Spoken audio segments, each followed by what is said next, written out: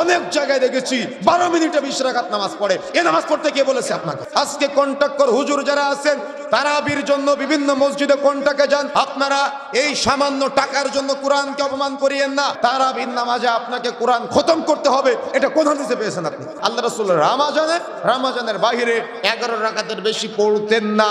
আমরা 8 রাকাত আদায় করব নাকি 20 রাকাত আদায় করব, মানুষ দ্বিধাদ্বন্দ্বে পড়ে যায়। মানুষের ধারণা হলো অধিক আমলে অধিক নেকি, কিন্তু আমি আজকে আপনাদের ফর্মুলা বলে যাই, অতিরিক্ত আমলে অতিরিক্ত নেকি এ কথা ভুল। বরং রাসূলের পদ্ধতিতে আমল করলেই অতিরিক্ত নেকি, এটাই চূড়ান্ত। কথা বুঝেন নাই? মনে থাকবে ইনশাআল্লাহ। অতিরিক্ত আমলে অতিরিক্ত নেকি এ কথা ভুল। রাসূলের পদ্ধতিতে আমল করলেই অতিরিক্ত নেকি, এটাই চূড়ান্ত। রাসূলুল্লাহ সাল্লাল্লাহু আলাইহি সাল্লাম থেকে যতগুলি বর্ণনা পাওয়া যায়, সহিহ বুখারী সহ অসংখ্য হাদিস গ্রন্থ থেকে যে বর্ণনা পাওয়া যায়, মা আয়েশা রাদিয়াল্লাহু তাআলা আনহা থেকে তিনি বর্ণনা করছেন, আল্লাহ রাসূল রামাজানের বাহিরে 11 রাকাতের বেশি রাতের সালাত আদায় করতেন না। তার মানে 8 রাকাত তারাবি বা তাহাজ্জুদের সালাত আর 3 রাকাত বিতের, বা 10 রাকাত সালাত 1 রাকাত বিতের। মনে রাখার চেষ্টা করবেন, যদি আমি আপনি সুন্নাত মানতে চাই, যদি আমি আপনি সুন্নাত পালন করতে চাই, একটা হলো সুন্নাহ আর একটা হলো জায়েজ, দুটার মধ্যে পার্থক্য আছে। একটা হলো সুন্নাহ আর একটা হলো জায়েজ, দুটার মধ্যে পার্থক্য আছে। আল্লাহ রাসূল রাত্রে মাসনা দুরাকাত করে সালাত আদায় করতেন, যেটার কোনো লিমিট নাই। কথা বুঝতে পেরেছেন? এটা হলো জায়েজ, আপনার যত খুশি মন চায় আপনি পড়তে পারেন। তবে আয়েশা রাদিয়াল্লাহু তাআলা আনহা বলছেন, আল্লাহ রাসূল রামাজানের বাহিরে 11 রাকাতের বেশি পড়তেন না। মা আয়েশা রাদিয়াল্লাহু তাআলা আনহা রাসূলের ঘরের খবর সবচাইতে বেশি ভালো জানেন। এই জন্য মনে রাখতে হবে আমাদের, 2 মিনিটে 4 রাকাত তারাবির নামাজ পড়ে এভাবে 20 রাকাত লম্বা করার চাইতে 1 ঘন্টা 8 রাকাত নামাজ পড়া অনেক ভালো। কথা বুঝেন নাই? তার মানে এত দ্রুত তিলাওয়াত করে ও ইমাম কি পড়ে ও নিজেও জানে না, এই মুসল্লিরা কি পড়ে নিজেও জানে না। তার মানে ইমাম কখন সূরা ফাতিহা শেষ করে ও নিজেও জানে না, কখন আর একটা সূরা শেষ করে ও নিজেও জানে না। আমরা তো 2-1 দিন এরকম মসজিদে নামাজে যদি জামাতে দাঁড়াই তো বেকায়দায় পড়ে যাই। আরে সাজদায় গিয়ে যে 3 বার সুবহানার বেলা আলা পাঠ করব, এটা সময় পাই না, অন্য দোয়া কখন করব? কথা বুঝেন নাই? কথা বুঝতে পেরেছেন? সাজদায় গিয়ে যে 3 বার সুবহানার বেলা আলা বলবো, রুকুতে গিয়ে যে 3 বার সুবহানার বেলা আযীম পাঠ করব, এটার সময় পাই না, অন্য দোয়া কখন করব? অথচ এই রাতের সালাত এমন একটা সালাত, এই সালাতে আপনি রবের সাথে কথা বলবেন, আপনি আল্লাহর কাছে চাইবেন, চাওয়ার জায়গা। আপনার 2 রাকাত নামাজ 1 ঘন্টা লম্বা হোক, আপনি চান, আপনার কি দরকার সব আপনি আল্লাহর কাছে চান। আপনার 3 মিনিটে 4 রাকাত নামাজ পড়তে কে বলেছে আপনাকে? এভাবে কোরআনের অপমান করতে কে বলেছে আপনাকে? আজকে কন্ট্রাক্টর হুজুর যারা আছেন তারাবির জন্য বিভিন্ন মসজিদে কন্টাকে যান। দায়িত্বহীন ভাষায় বলে যেতে চাই, মনে রাখার চেষ্টা করবেন, আপনারা এই সামান্য টাকার জন্য কোরআনকে অপমান করিয়েন না।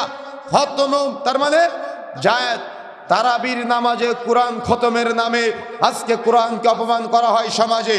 তার মানে তারাবির নামাজে আপনাকে কোরআন খতম করতে হবে, এটা কোন হাদিসে পেয়েছেন আপনি? কথা বুঝেন নাই? আপনি শেষ করেন কোরআন মাজিদ, আমার আপত্তি নেই। তবে আপনাকে তাড়াহুড়া করে কোরআনের তার তিল নষ্ট করে আপনি নিজে কি পড়েন আপনিও জানেন না, আপনার মুসাল্লিও বোঝে না আপনি কি পড়েন, আপনাকে এভাবে কোরআনকে অপমান করতে কে বলেছে? কথা কি সমাজের বাস্তবতা না এটা? আজকে সমাজের বাস্তব চিত্র বলি নাই, সমাজের বাস্তব চিত্র এইগুলা। তার মানে তারাবির নামাজ 20 রাকাত নামাজ হয়ে যায় আধা ঘন্টায়।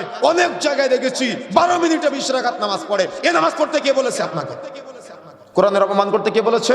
রাসূলের অপমান করতে কে বলেছে? রাকাত বেশি হলে বেশি নাকি? কোথায় পেয়েছেন আপনি এই ফর্মুলা?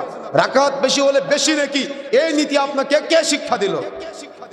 বরং আপনার সালাত হবে তার তিলের সহকারে। ধীরে ধীরে আপনি যখন সালাত শুরু করবেন, আপনি রবের সামনে দাঁড়াচ্ছেন, আপনার যত মনের ইচ্ছা আশা আকাঙ্ক্ষা যা কিছু আছে সব সালাতের মধ্যে আপনি ব্যক্ত করবেন, তৃপ্তি সহকারে আপনি সালাত আদায় করবেন। এটার নামই হলো রাতের সালাত। আর আপনি রাতের সালাত আদায় করছেন, আপনি ইমাম সাহেব আপনি কি পড়েন নিজে জানেন না, আপনার মুসল্লিরা কি পড়ে আপনার মুসল্লিরাও বোঝে না, তাহলে এই নামাজ পড়ার দরকার আছে? এই জন্য তারাবির নামাজ আমাদের ব্যক্তিগত জীবনে প্রভাব ফেলে না, এজন্য আমাদের সালাত আমাদের ব্যক্তি জীবনে প্রভাব ফেলে না। সুতরাং বন্ধুরা আমার, যে কথাগুলো বলতে চাই, এভাবে তারাবি সালাত, তার মানে ওই মুরগি যেমন খায় না যেভাবে ঠোকা দিয়ে, এ তার চাইতে দ্রুত সাজদা দেয় অনেকে আছে। তার মানে এদের সাজদার স্টাইল এমনটাই যেন ও মসজিদে এসেছে এটা তার জন্য একেবারে ও 20 রাকাত ওকে পড়তে হবে, ও যত দ্রুত সম্ভব পড়ো। সমাজে চলতেছে, আমাদের সমাজের বাস্তবতা এগুলা। আবার এগুলা নিয়ে বললে বলা হয় যে নামাজ কমিয়ে দেওয়া হচ্ছে। আরে ভাই, নামাজ কমানো না, রাসূলের সুন্নাত যেটা সেটা বাস্তবায়ন করতে হবে। সুন্নতের বাইরে গিয়ে আপনি আমল বেশি করলে এটাতে লাভ নাই, বরং এখানে ক্ষতি। জুমার ফরজ নামাজ কয় রাকাত বলেন তো? জুমার দিন কয় রাকাত? আগামীকাল যে জুমার সালাত আদায় করবেন কয় রাকাত? এখন আমি যদি জুমার দিন 4 রাকাত পড়ি, আমল বেশি করলাম না কম করলাম? হ্যাঁ, বেশি করলাম না কম করলাম? বেশি করা কি জায়েজ আছে আমার জন্য? তো আমি তো বেশি করলাম, জায়েজ হবে না কেন? আমি ভালো কাজ করলাম তো, নিষেধ করতেছেন কেন আপনারা? এই তো কথা ঠিক বলেছেন যে আল্লাহর নবী করে নাই। আল্লাহর নবী যেহেতু করে নাই, আমরা করতে পারি না। এখানে 2 রাকাত পড়লেই নাকি অনেকে সফরে যায়, সফরে গিয়ে ও দেখা যাচ্ছে ও কসরের সালাত আদায় করে না, বলে কি যে আমি তো ভালো আছি, শরীর সুস্থ আছে, আমি কসরের সালাত আদায় করবো কেন? আরে আপনার অফার দিয়েছেন আল্লাহ রাসূল, আপনি গ্রহণ করবেন না কেন? আল্লাহ রাসূল 2 রাকাত মাফ করেছেন আপনাকে, আপনি অফার নেবেন না কেন? তার মানে আমরা সবসময় একটা চিন্তা এমনটাই যে আমল লম্বা করব, আমল দীর্ঘ করব, তাহলে নেকি বেশি। আপনার এই ধারণা ভুল, আপনার এই চিন্তা ভুল।